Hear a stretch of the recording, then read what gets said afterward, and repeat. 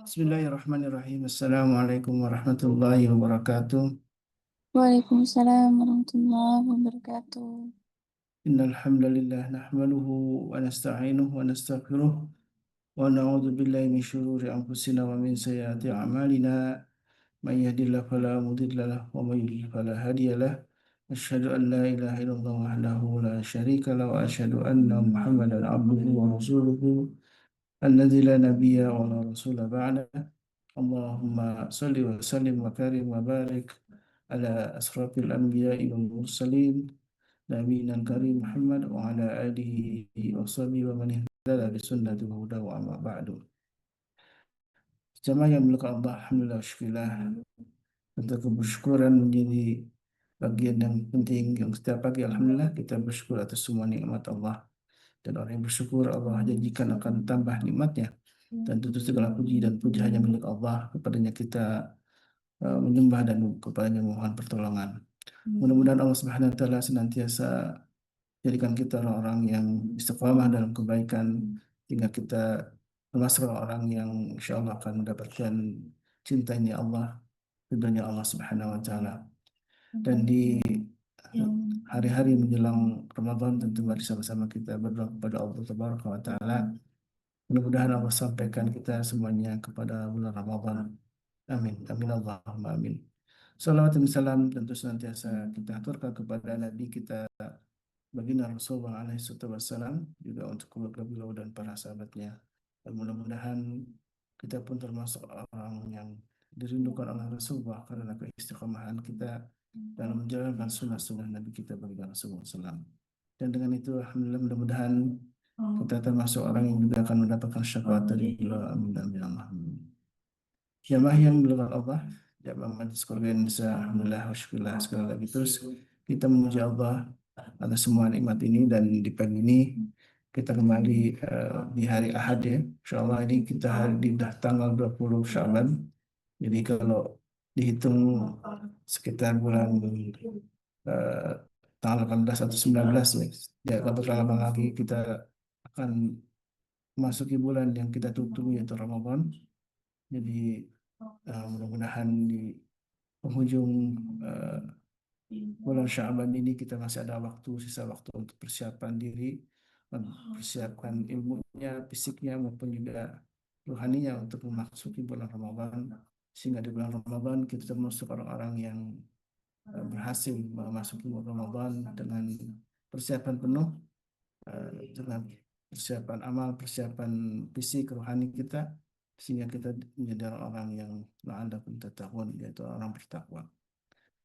Dan di pagi ini insya Allah kita akan membahas sebuah tema yang ternyata penting, karena bagian dari syariat kita adalah tentang kehalalan, dan halal menjadi bagian yang sudah banyak disebutkan oleh guru-guru kita dan sebuah ayat yang tentu diingatkan oleh Allah Subhanahu wa taala dalam firman-Nya yang memerintah kita untuk memakan makanan yang halal dan thayyib. Kulu mimma fil ardi halalan thayyiban, makanlah kalian dari apa yang ada di bumi ini yang telah Allah rezekikan halal dan thayyiban, yaitu yang halal dan thayyib. Dan menjadi bagian yang alhamdulillah wa syukurillah kita dibersamain oleh guru kita, dan pagi ini insya Allah akan hadir bersama kita Ustaz Saiful Abu Bakar, yang juga beliau diamanahi sebuah lembaga ya, P3H Keluarga Indonesia, yaitu lembaga pendamping proses produk halal, yang tentu menjadi bagian penting bagi kita untuk sama-sama mengkampanyekan sebuah dakwah halal yang tidak hanya menjadi bagian kewajiban pribadi kita bahwa kita harus makan halal dan juga baik, taib, tapi juga bagian penting yang mengajak semua masyarakat kaum muslimin khususnya di Indonesia untuk sama-sama terlibat, tapi khusus lagi jamaah di Majelis Quran Indonesia ikut terlibat dalam misi dakwah, karena ini bagian sungguh bukan hanya kewajiban pemerintah, tapi dakwah halal menjadi bagian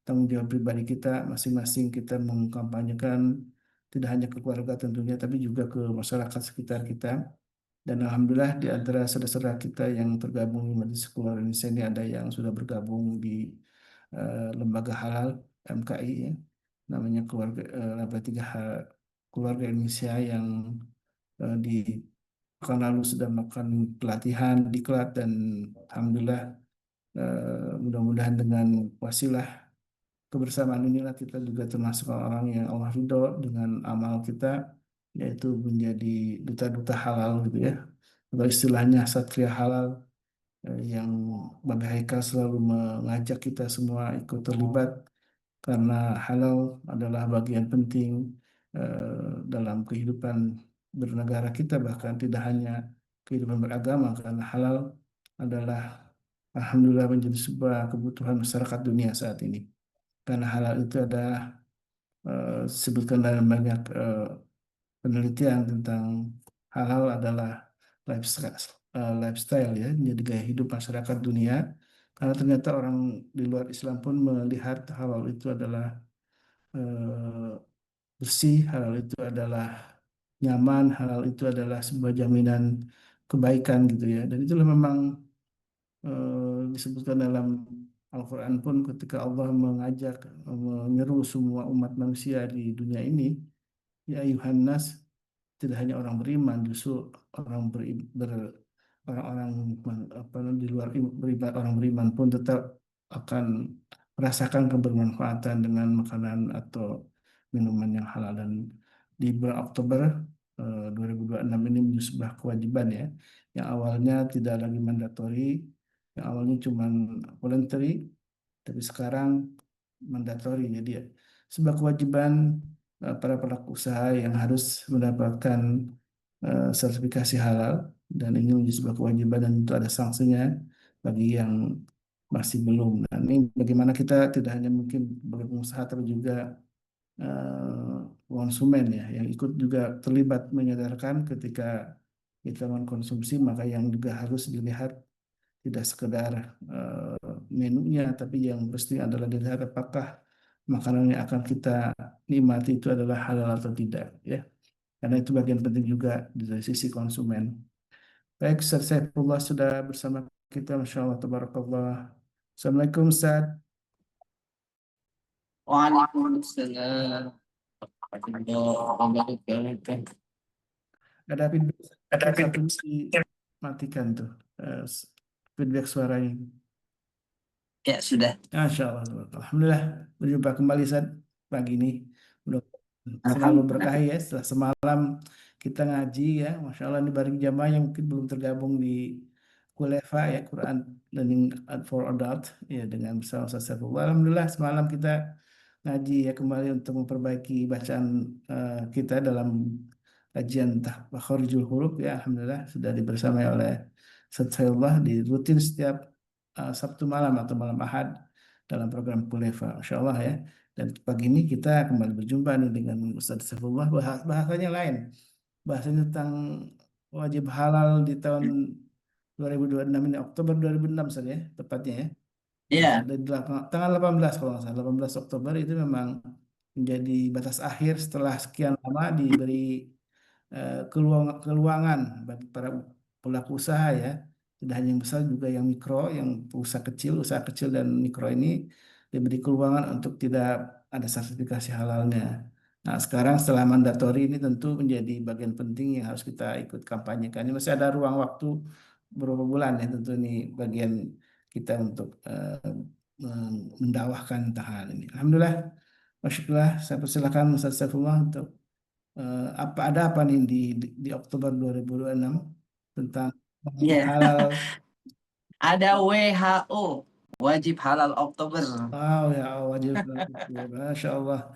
Baik, kita simak dulu bagaimana WHO ini, wajib halal Oktober ini, bersama guru kita Ustaz Abu Bakar, dan nasihat pendiri kita, mudah-mudahan bagian penting ini adalah membuat kesadaran kita semua Ustaz ya.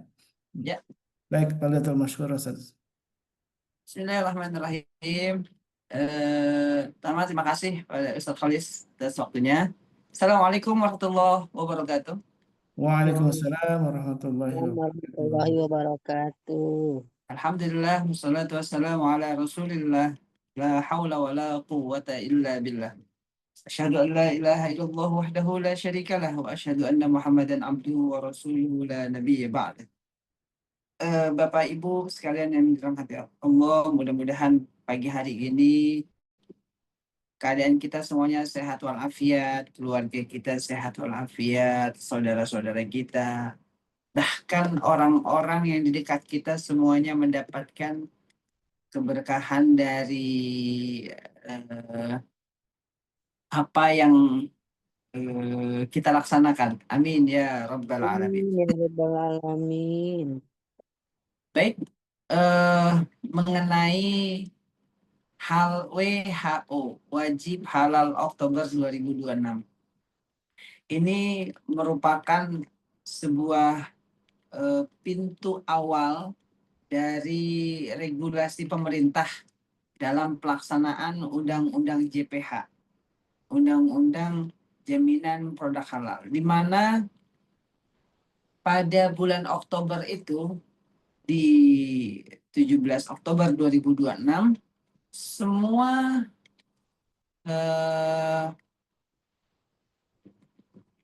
orang-orang pelaku usaha yang mengedarkan berbagai macam bentuk makanan, minuman, pengadaan barang gunaan, kosmetik dan segala macamnya wajib melabelkan halal di barang atau jasanya. Baik, saya akan izin share dari yang satu lagi ya. Saya akan share terkait apa aja sih sebenarnya, ada apa aja untuk halal 2026.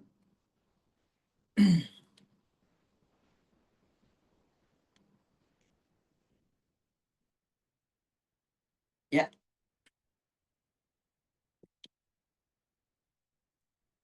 Bapak Ibu sekalian yang dirahmati Allah Subhanahu wa taala.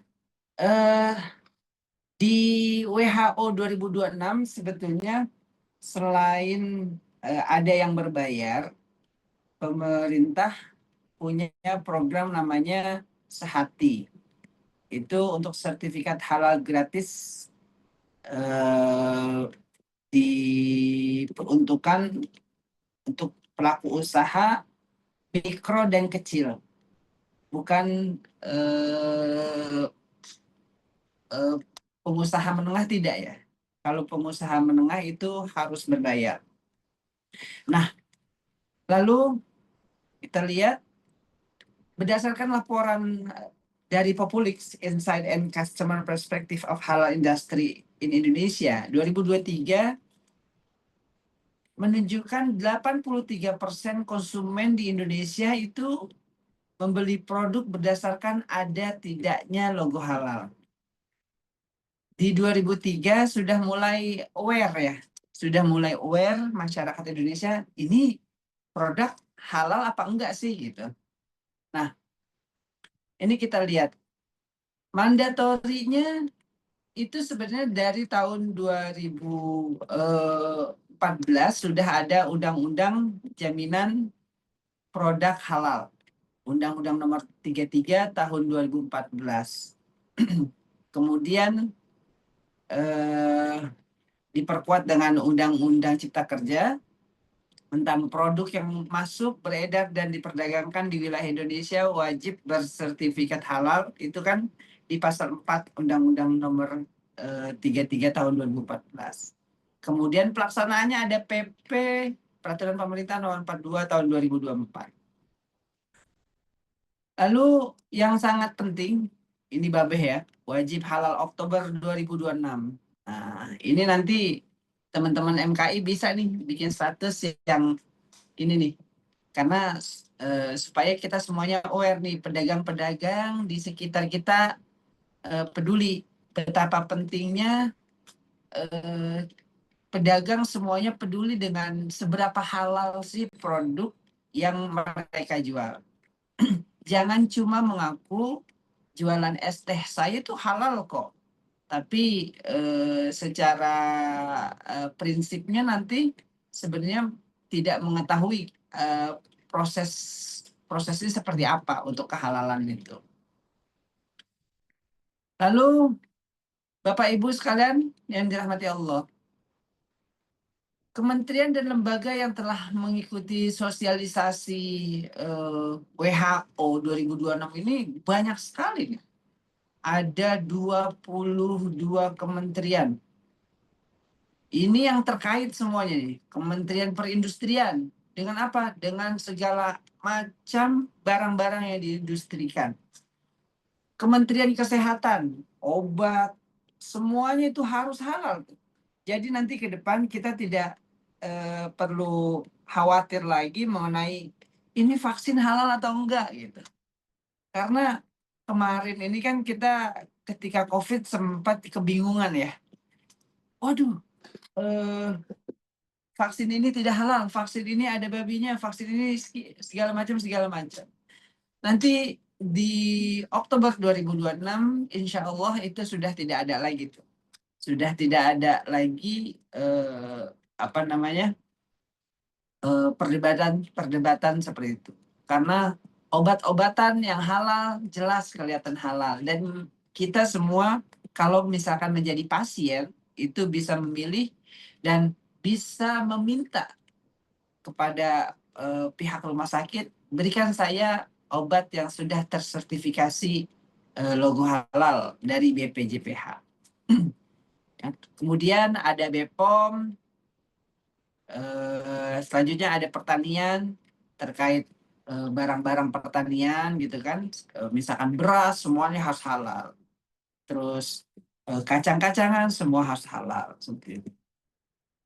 Lalu Kementerian Kelautan dan Perikanan sudah pasti itu, dan mengenai Kementerian Kelautan dan Perikanan ada nanti kan terkait packing, terkait transportasi barang-barang laut itu, hasil laut itu segala macam. BSN, Badan Standarisasi Nasional itu menjadi confirm bahwa halal menjadi salah satu syarat juga untuk dapat nanti SNI gitu kan. Kemudian Kementerian Perdagangan, jadi segala macam yang didagangkan halal, dan banyak lagi yang lainnya. Bapak Ibu, terus produk apa aja sih yang harus bersertifikasi halal? Yang pertama, kalau barang itu yang pertama adalah makanan. Yang kedua, minuman. Yang ketiga, obat. Yang keempat, kosmetik. Yang kelima, produk kimiawi. Ini kalau yang namanya halal ini bukan kemudian halal terus diminum ya. Bukan. Tapi halal untuk dipakai gitu kan, barang gunaan segala macam. Kimiawi tadi itu kan tidak harus ketika oh ini halal langsung bisa diminum. Bukan seperti itu. Tetap kalau untuk diminum haram nanti. Kemudian yang keenam, produk biologi. Yang ketujuh, produk rekayasa genetik. Yang kedelapan, barang gunaan yang dipakai.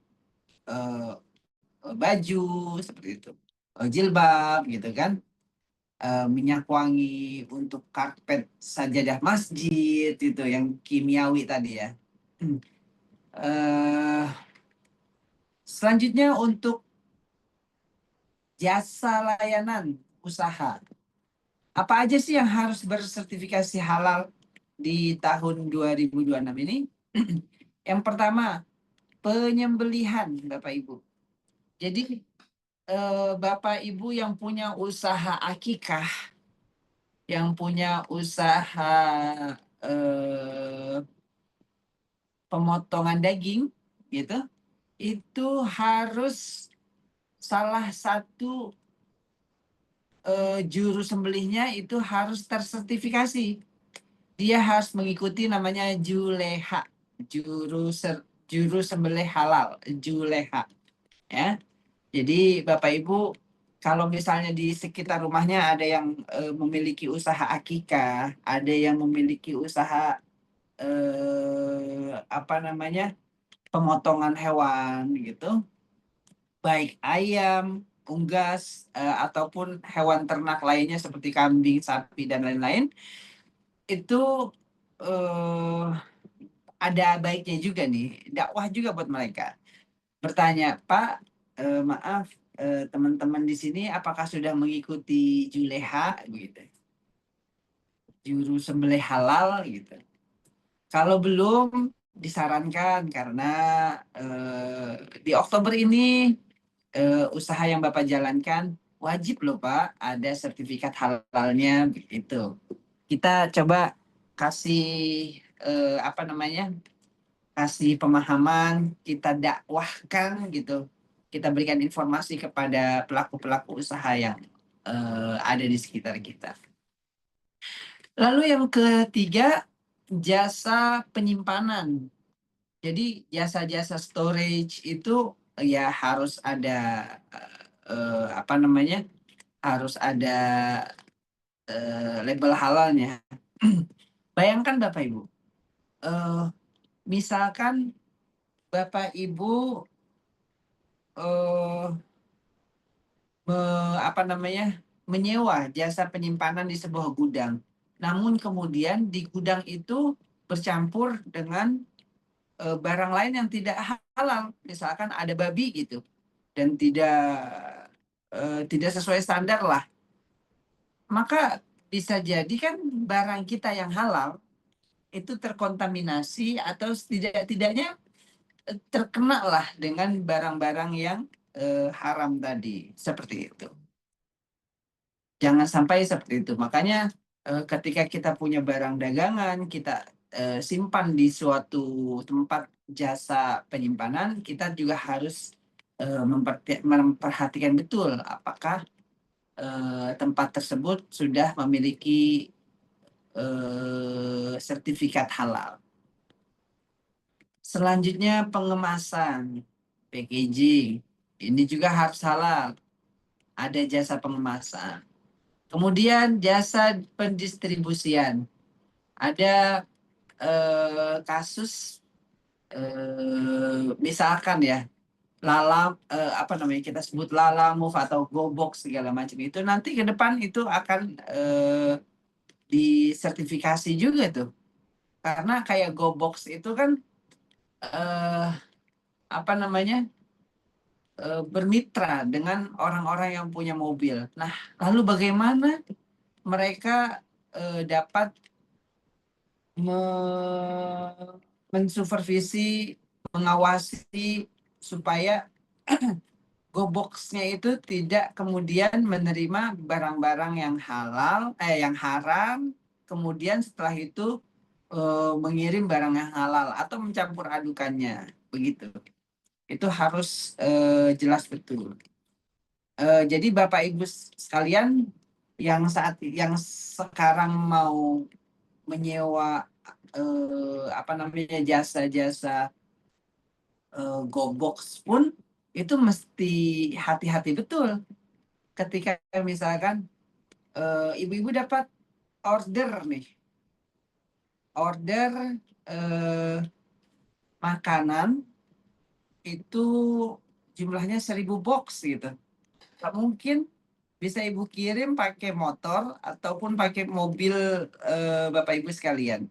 Misalkan sewalah GoBox gitu, dengan harapan itu bisa sekali angkut, bisa sekali angkut dan bisa sampai ke tempat tujuan lebih efisien gitu. Namun ada hal yang kita lupa tuh. Ini GoBox sebelum nganterin barang kita itu sebelumnya mengantar siapa itu? Kan gitu. Nganterin barang apa? Jangan-jangan sebelumnya itu nganterin usus-usus babi, daging-daging anjing, misalkan seperti itu. Lalu bagaimana cara dia mencucinya? Bagaimana cara dia apa namanya, menghilangkan najis-najis itu? Seperti itu. Selanjutnya yang keenam ada penjualan yang tadi jasa penjualan, yang kemudian ada jasa penyajian. Itu semuanya harus tersertifikasi halal. Bapak Ibu sekalian yang dirahmati Allah Subhanahu wa taala. Ini kemarin waktu saya Kornas disampaikan apa namanya data seperti ini, bahwasanya alhamdulillah setelah kepemimpinan Babeh di 2024 kemarin itu ya, eh itu sudah sangat meningkat. Bayangkan dari 2.900.000 sertifikasi halal, saat ini sudah 11 juta sertifikasi halal. Alhamdulillah. Rencananya itu sampai 30 juta nih. Rencananya sampai 30 juta di tahun 2026. Kalau memungkinkan, targetnya 30 juta. Karena apa? Sebetulnya di Indonesia ada 60 juta pelaku usaha. Namun saat ini baru 11.360.000 pelaku usaha yang baru tersertifikasi halal.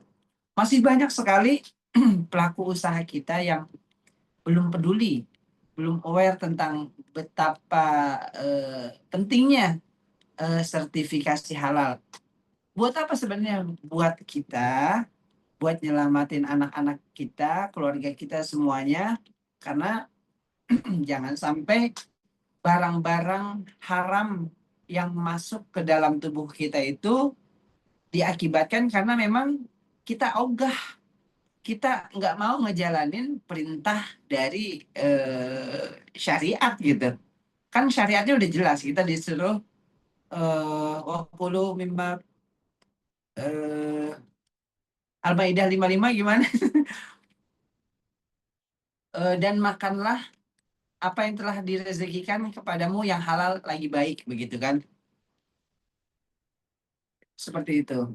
Itu Allah sudah mensyariatkan seperti itu. Buat kita, kita suruh makan nih. Apa yang direzekikan Allah yang halal. Ini yang halal dulu nih. Caranya nanti setelah itu, habis halal, halalan thayyiban tentunya. Nah ini informasi terakhir Bapak Ibu sekalian terkait keberadaan juru sembelih halal yang baru 3.771 orang, P3H di seluruh Indonesia baru 115.477 orang. Ini kemudian ditambah 65 orang lagi nih. 65 orang dari mana? Dari LP3H Keluarga Indonesia yang kemarin baru lulus. Alhamdulillah. Mudah-mudahan P3H kita semuanya bisa apa namanya menjadi kontributor aktif untuk mensertifikasi produk-produk halal yang beredar di Indonesia. Jadi teman-teman kita pelaku usaha bisa kita bantu untuk sertifikasi halalnya. Nah, Bapak Ibu sekalian yang dirahmati Allah Subhanahu wa taala, ini apa namanya? Alur yang sangat panjang sebetulnya, dimulai dari tahun 89 sejak lahirnya LP PEMUI, di mana MUI itu bekerja sendirian sebetulnya, sebuah lembaga yang tentunya mesti dibantu oleh kita semua, dan akhirnya pada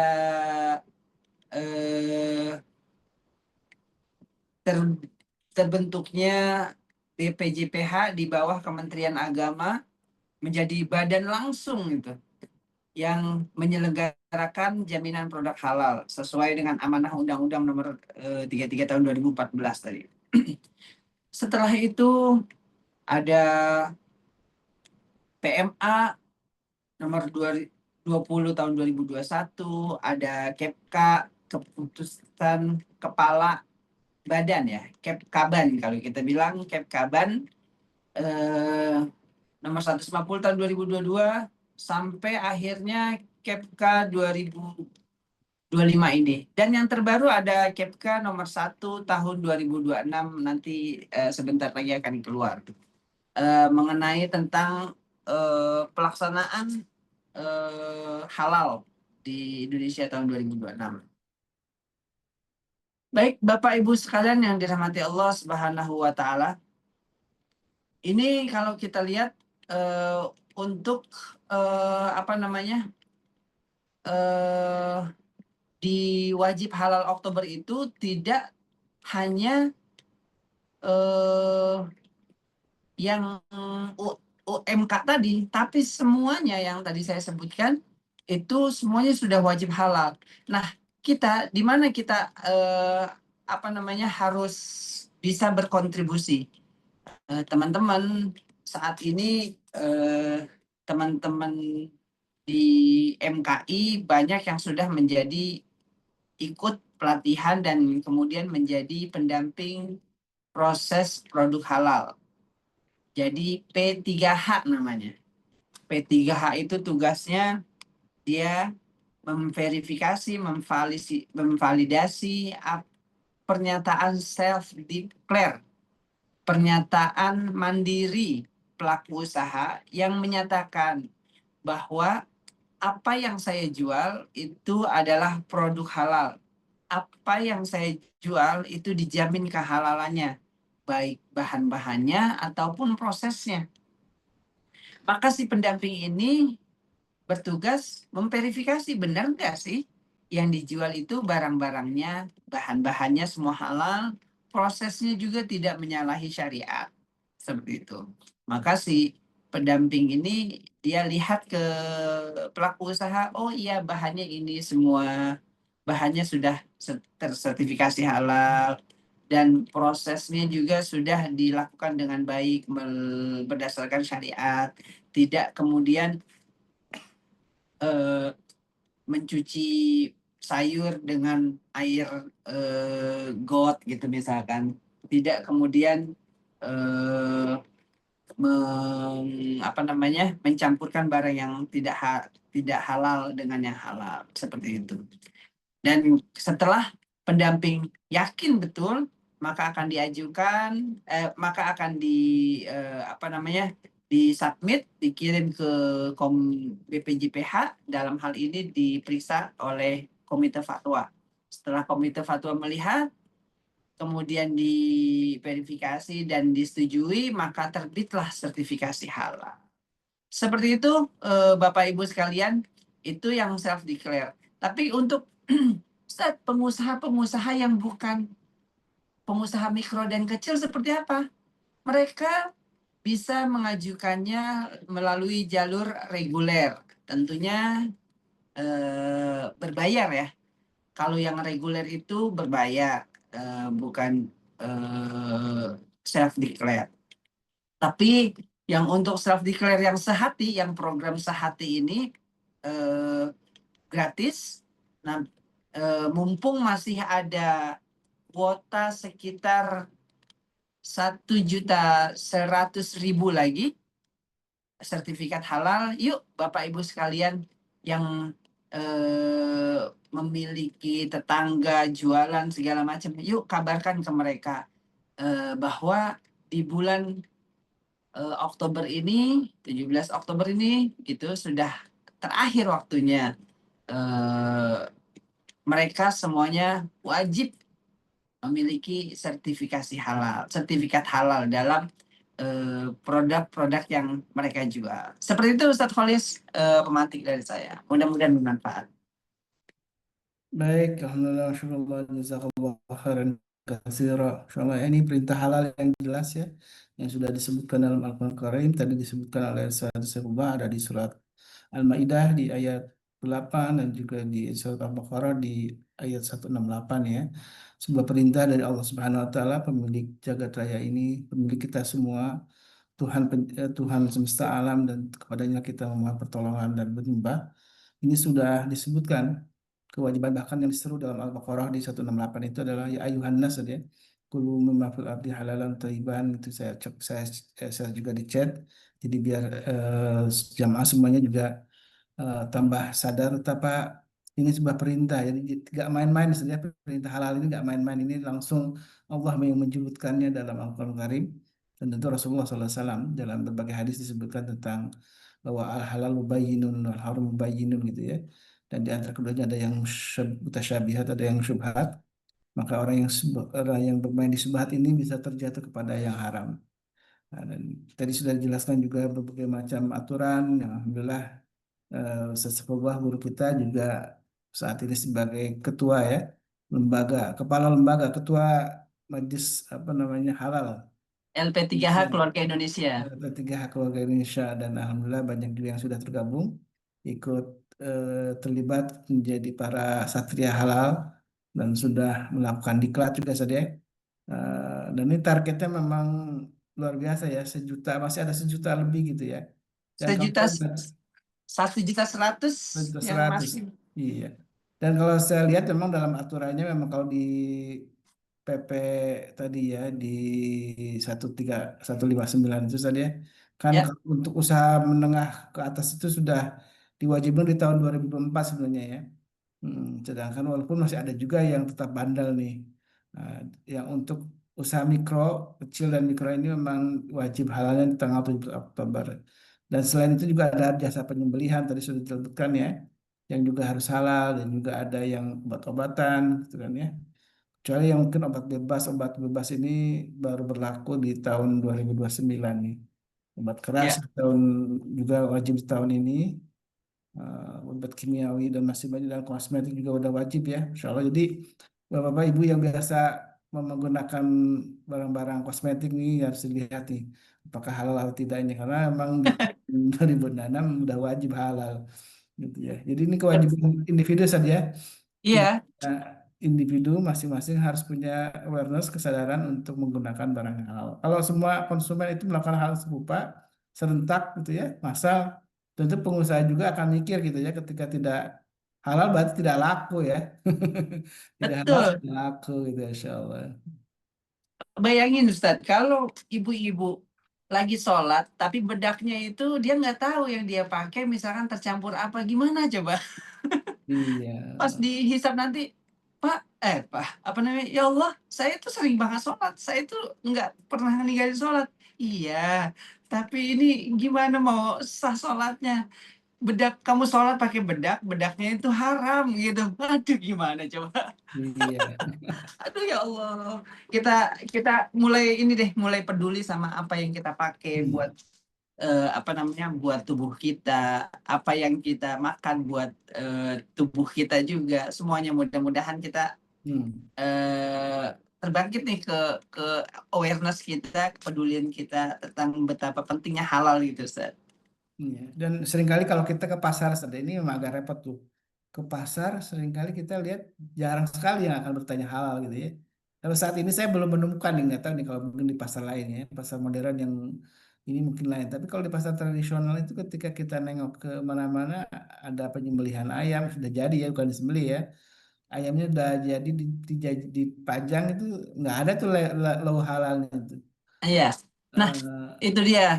eh Kalau saya di pasar itu udah ada apa namanya, ya ibu-ibu ya, bapak-bapak semuanya, kalau beli ayam diusahakan memang di tempat pemotongannya, dan kita emang sudah kenal betul sama si pemotongnya, dan dia kalau bisa memang sudah mendapatkan juleha gitu, sudah mendapatkan sertifikat iya. halal gitu ya, pelatihan dari juru sembelih halal.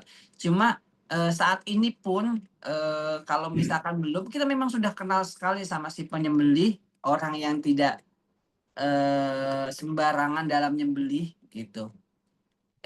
Saya sih memang kalau beli ayam gitu, ya memang di tempat pemotongannya sekali. Kalau Hmm. di pasar tradisional tuh, di pasar Kemiri tuh ada, kita Langsung langganannya dipotong di emang Pak situ Haji. saja. Ya, Langsung dipotong di situ ya. ya, dia memang sedang motong terus gitu kan, sedang motong. Pak, biasa, Bismillah, iya gitu kan, emang Pak Haji kan, emang udah kita sering begitu kan. Terus apa namanya, kalau lagi motong kita sambil apa namanya Pak, ngingetin gitu kan. Dan ngingetinnya sambil bercandaan karena emang udah inian dia kan, profesi dia. Tapi itu menjadi apa namanya, menjadi eh, kesadaran yang mestinya emang harus terbangun betul-betul ke kita. Bahwa beli ayam saat ini malah yang paling eh, terjamin justru malah yang di pasar-pasar modern gitu, Ustaz. Di Iya, mall-mall. Emang udah jelas itu ada, oh ini halal, terus halal. Jadi kita enak gitu. Nah, kalau nggak sempat kayak gitu ya jangan sampai deh beli di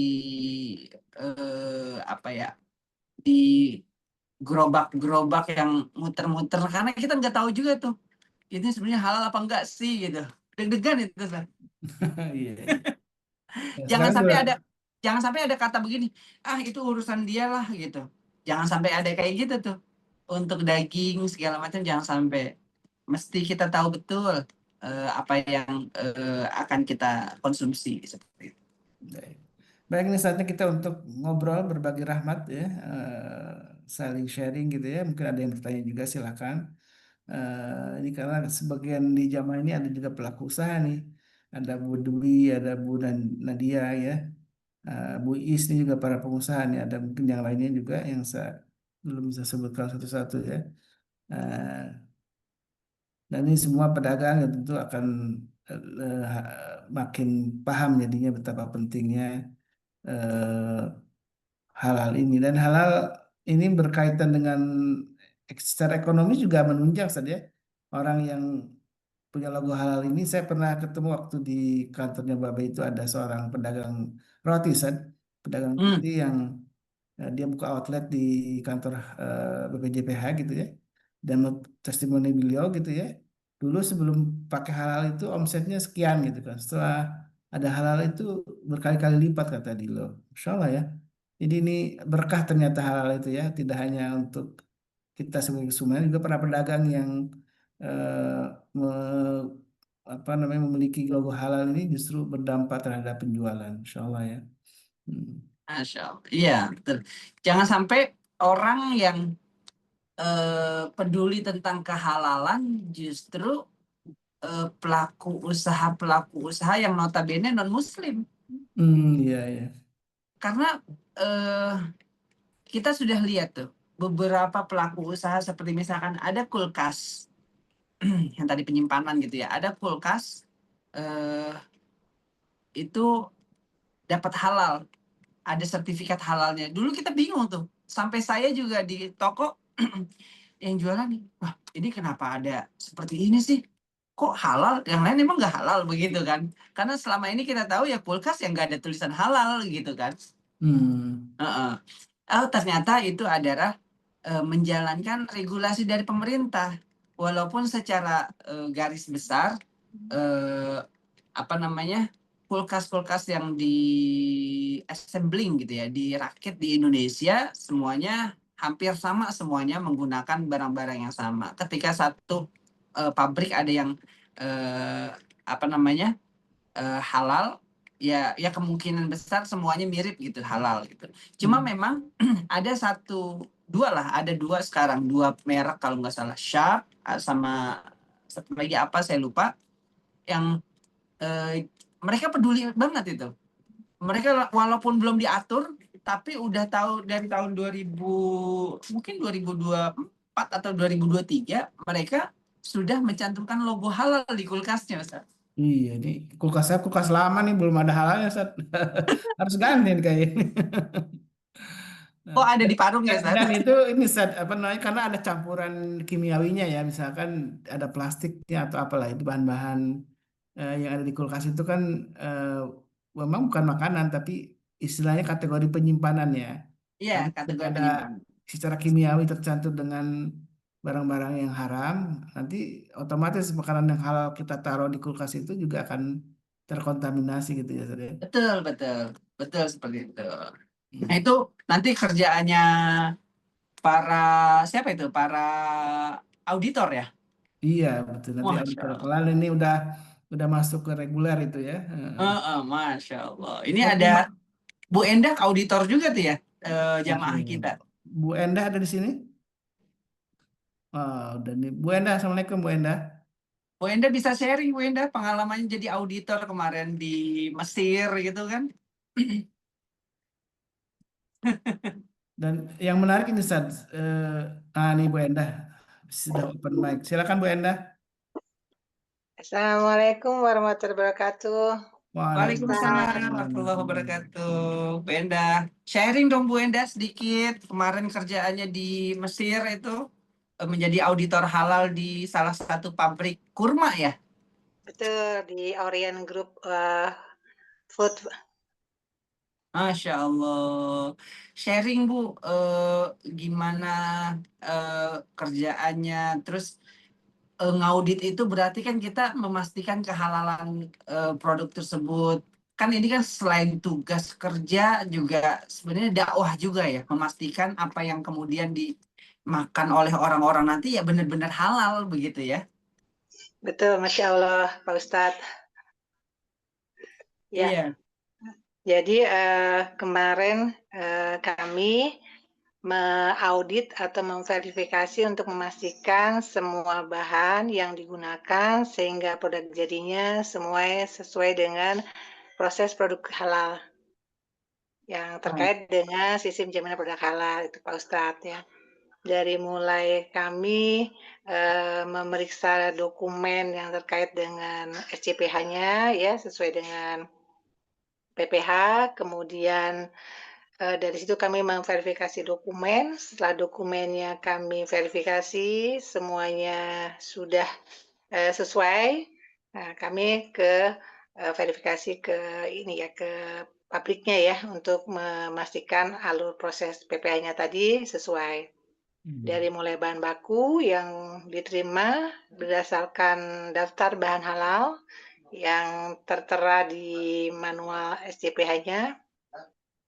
Kemudian kami ke lokasi pabriknya itu dari mulai alur penerimaan bahan, ya, kemudian ke prosesnya, sampai dengan ke produk jadinya.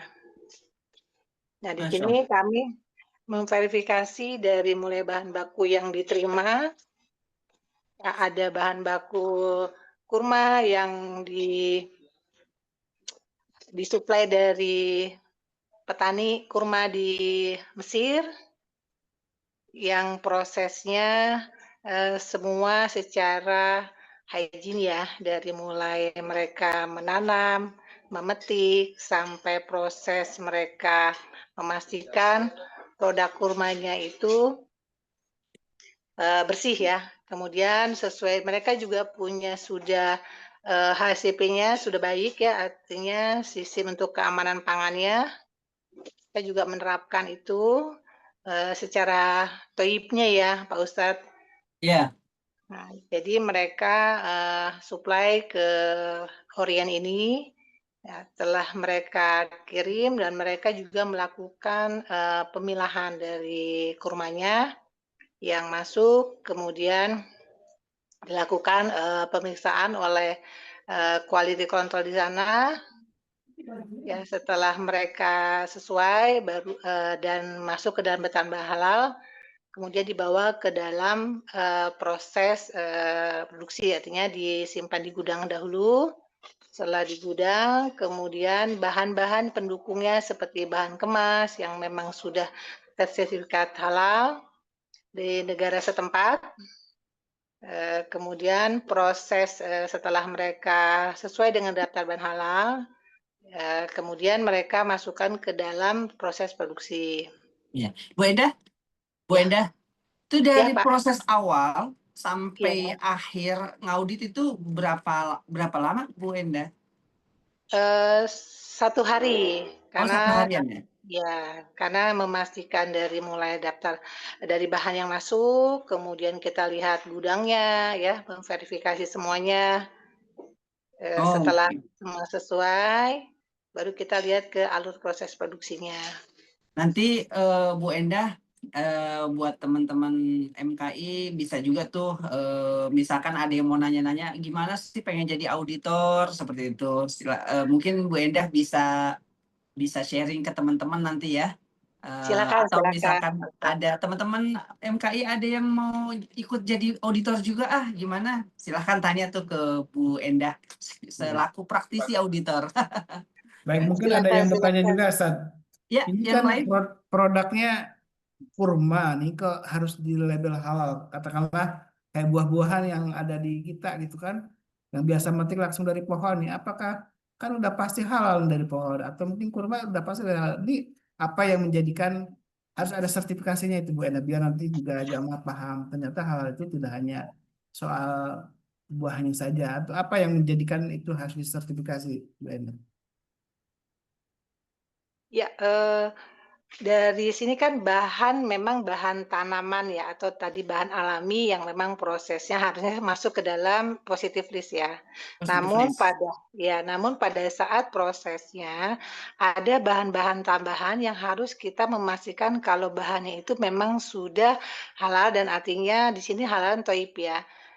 Dari sisi bahan tanaman tadi kan mereka juga ada yang tadi ya mengandung binatang-binatang atau serangga yang menjadikan pembusukan ya di dalam kurmanya sendiri, itu juga harus kita pastikan.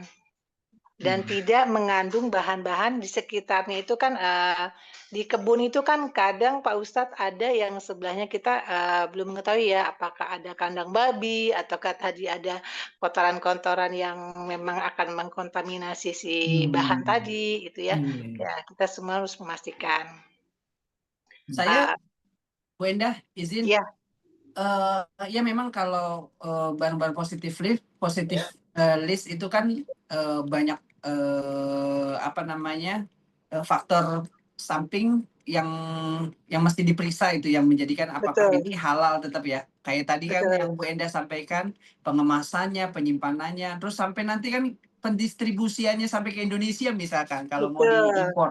Itu kan harus tetap dicek kehalalannya ya Bu Endah ya. betul, dari jasa angkutannya ya, Iya. dari forwardernya. Betul. Nah, Bu Endah, saya pernah punya pengalaman dulu waktu mungkin saya masih SMA gitu ya, masih Ali ya. Ada tetangga kami TKI nih Bu Endah. Ya, Ada TKI dia bawa kurma dari tempat dia bekerja waktu pulang ke Indonesia banyak banget. Itu kardusan eh ya kardus coklat biasa lah gitu ya. betul, Dibagi-bagilah ke tetangga semua saking zaman dulu di bawah 90 ya 98 lah gitu. Yang namanya makan kurma kan kayaknya sesuatu yang istimewa banget. Betul ya? betul, betul, Pak Ustadz. Oh, sampai saya mungkin mungkin mungkin sebelum 98 sanawiyah mungkin ya. Pokoknya kurma itu jarang sekali. Tapi saya ingat betul itu kurmanya yang dibagikan pas biasanya kan kita makan kurma makan aja langsung.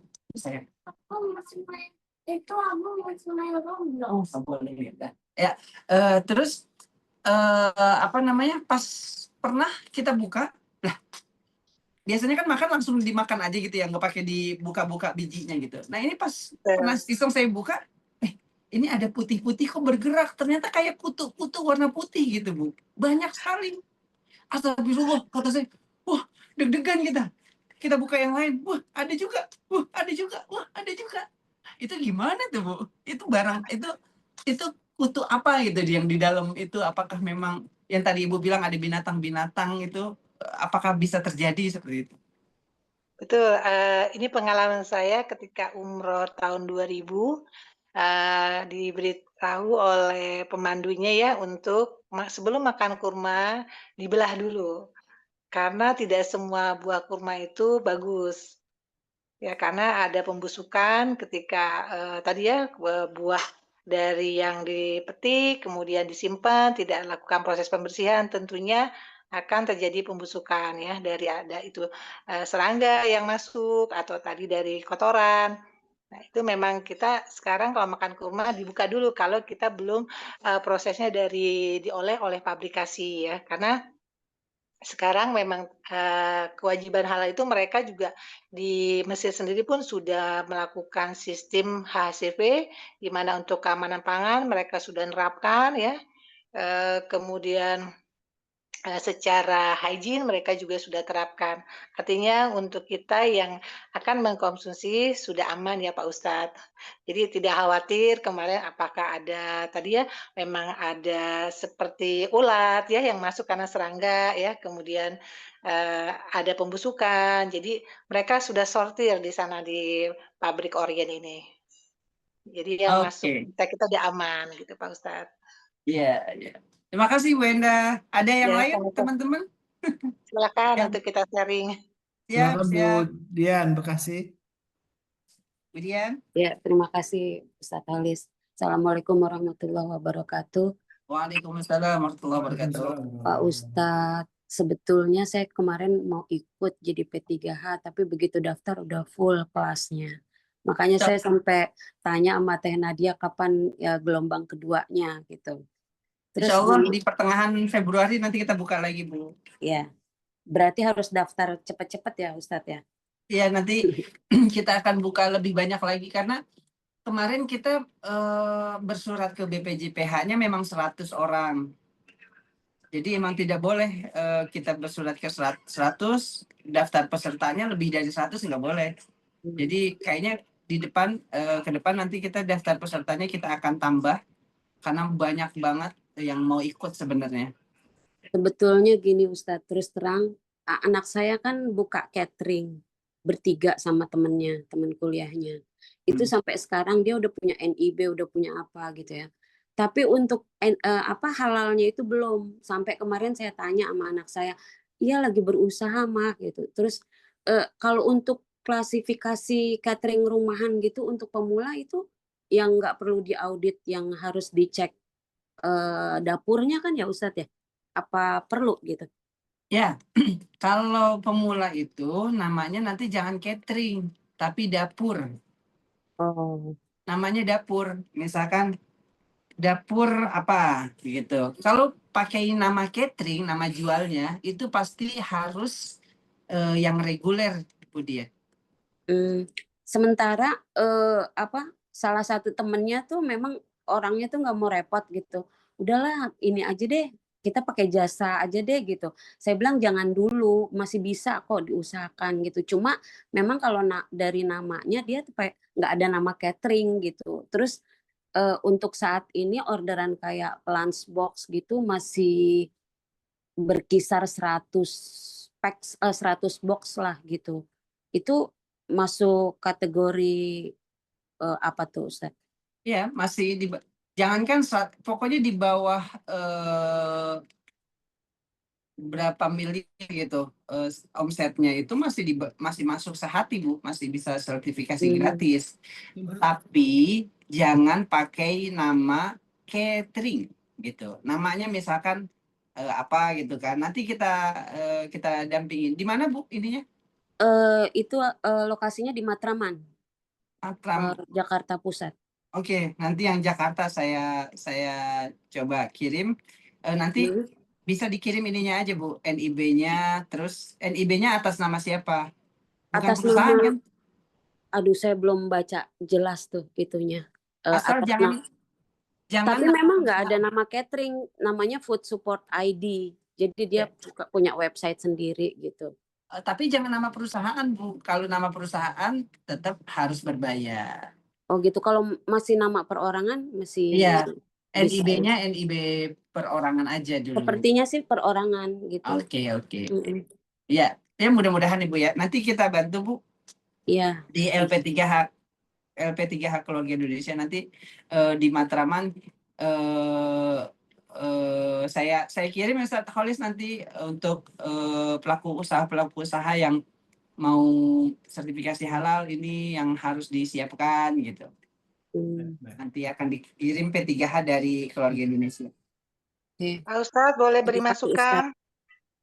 Boleh, silakan Brenda. Ya, Bu Ya. Dian sudah selesai? Iya sudah, terima kasih. Iya, makasih Bu Dian. Ya, silakan Bu Dian. Ya, Pak Ustadz berkaitan sekarang ini kan aturannya sebelumnya Badan POM dahulu atau Dinkes yang masuk ya untuk sebelum sertifikat halal. Sekarang kan memang boleh langsung ya untuk aturan baru ini sertifikat halal dahulu untuk semua makanan dan minuman.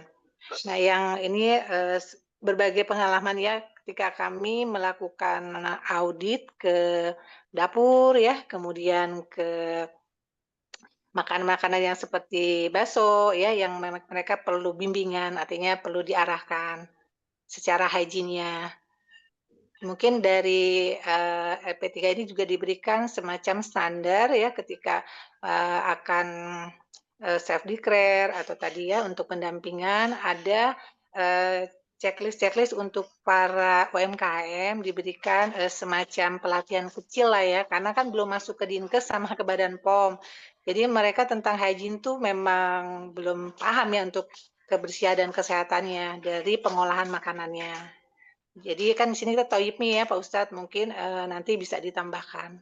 Seperti dapurnya seperti apa ya, kebersihannya, kemudian cara pengolahan supaya tidak terjadi pembusukan karena makanannya berapa lama dia harus simpan ya. Itu yang Ya, perlu diperhatikan oleh mereka. Itu dia sih masukannya ya Pak Ustadz.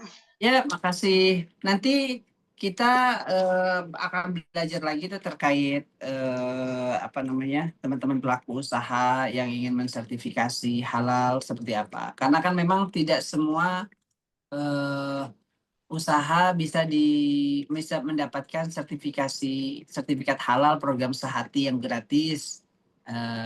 Ada beberapa yang harus apa namanya pakai program reguler yang berbayar gitu. Ketika reguler berarti nanti kan harus ada di audit begitu kan. Kayak seperti dulu warung warung Tegal gitu, warung Tegal itu masuknya ke reguler.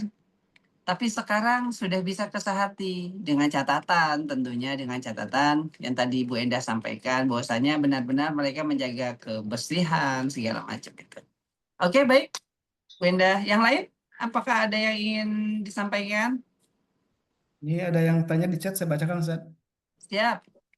Dari Umu Azul ini. Assalamualaikum Ustaz Afwan, kalau baru usaha kecil-kecilan jualan es teh dan cemilan di atas rumah, di teras rumah ya, kok di atas rumah, memang di atas, di teras rumah pakai nama kedai, bagaimana Ustaz? Apakah bisa juga pakai gratis yang self declare ya dengan sehat ini? Kedai nggak boleh kemarin kata Bu Kartina. Jangan nama kedai, warung aja. Hmm. Pakai nama warung. Kalau nggak salah kedai kemarin tidak boleh. Dia sampai mana Kedai, ya? kedai, kafe gitu kalau nggak salah nggak boleh. Masuknya ke reguler. Hmm. Nanti kalau nggak jualannya gini aja Bu. Eh, es teh manis ibu ini begitu misalkan. Atau apa gitu, dikitin Iya. aja. Nggak usah pakai nama-nama yang sebelumnya gitu. Iya. Karena nanti dalam proses untuk eh, verifikasi dokumen ya agak susah nanti kan Ustaz ya. Ketika Iya, dimasukin ke karena ada sistem kalau self declare itu lebih mudah tidak ribet ya seperti nanti kalau Bu Enda kan audit ya audit karena itu reguler ya. Itu lebih simpel apalagi cuman ST tapi ternyata camilan-camilan seperti itu pun ya tetap harus di apa namanya karena ini kan kategori siap santap Ustaz ya. Yang apa namanya yang siap santap itu memang eh, bisa self declare, bisa disertifikasi dengan menggunakan Sehati yaitu yang gratis gitu ya. Tapi tadi ada beberapa yang harus memang tadi dipahami tentang nama itu ya. Nah, gitu ya. Silakan yang lain mungkin ada yang ingin bertanya lagi atau eh, sharing gitu ya. Ini ini sudah ada juga ya banyak di sini di jamaah yang ikut terlibat ada Pak Aji siapa lagi ya. Bu Yuria sudah lulus belum Bu Yuria? Eh, Ada juga siapa lagi nih yang ikut terlibat ya Alhamdulillah ya.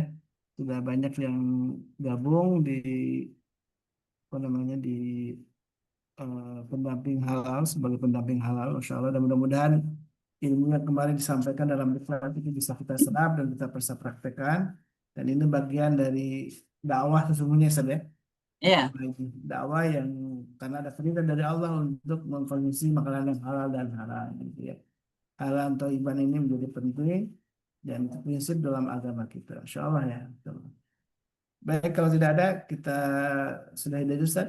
Kita menjadi bagian dakwah ini yang penting dan kita harus sampaikan kepada jamaah, tidak hanya di MKI tentunya, mari ajak para tetangga kita, saudara-saudara kita yang lainnya juga untuk punya kesadaran yang sama, bagaimana membangun ekosistem atau kesadaran halal ini penting karena halal adalah perintah dari Allah Subhanahu Wa Taala, yang menjadi pondasi awal adalah agama tentu, kemudian ternyata halal punya dampak yang luar biasa ya. Kalau bagi pelaku usaha ternyata akan menambah omset, meningkatkan penjualan, dan tentu adalah kepercayaan publik jadi penting, kepercayaan konsumen juga penting. Dan mudah-mudahan kita sering doakan, mudah-mudahan di sini yang mungkin sedang memulai usaha atau sudah menjalankan usaha, Allah tambahkan rezekinya, Allah mudahkan semua usahanya, dan Allah jadikan itu menjadi wasilah kebaikan ya, karena apapun yang kita lakukan ketika niat karena Allah Subhanahu Wa Taala, mudah-mudahan Allah jadikan ini menjadi amal soleh ya, apapun usahanya. Dan yang sudah mulai jadi pendamping halal, mari sama-sama kita bergegas ini untuk memahami dan mempraktekannya, dan insya Allah ada lanjutnya Ustaz ya. Nanti Allah. bagaimana istilahnya langsung terjun ke lapangannya ini yang ditunggu oleh para pendamping halal baru seperti saya ini gitu ya, yang baru belajar bagaimana praktek di lapangannya dan harus melakukan verifikasi dan validasi gitu ya ke para pelaku usaha. Memang enaknya Ustaz, kayak kita yang baru ini pertama kali turun itu nempel sama orang yang sudah pernah tuh. Iya, Magang betul. gitu ya, Jadi enak banget. langsung learning by doing ya, langsung Learning by ada apa namanya mentornya, itu lebih baik. ada mentornya. Enaknya begitu tuh. Karena ya nanti kita coba cari deh siapa yang bisa bantuin kita ngajarin, ntar yang si orang diajarin ini ngajarin yang lain terus kayak gitu. Baik. Insyaallah. Masya Allah, mudah-mudahan ini Allah ridho dengan semua amal usaha kita, ikhtiar kita, tidak hanya untuk diri kita, tentunya adalah untuk kebaikan umat ini. Amin. Bagian dari amal ma'ruf nahi munkar. Dan sebutkan dalam Al-Quran, khairu umat itu salah satunya, umat terbaik itu adalah orang yang terus berkomitmen untuk melakukan amal ma'ruf nahi munkar. Baik, kita tutup dulu dengan doa kafaratul majlis ya. Subhanakallahumma wa bihamdika asyhadu an la ilaha illa anta astaghfiruka wa atubu ilaik. Dan insya Allah di tanggal 14 ini ada Tarhib Ramadan ya, sekaligus ada khitan juga, kegiatan khitan dari Majelis Keluarga Indonesia di tanggal 14 Februari ini insya Allah ya. Mudah-mudahan juga ini bagian amal soleh kita yang terus kita gelorakan.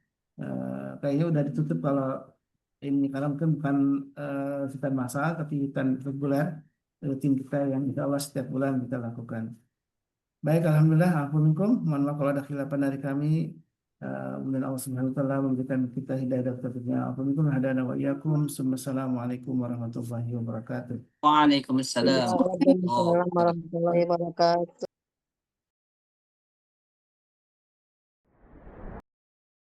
اللهم ارحمنا بالقرآن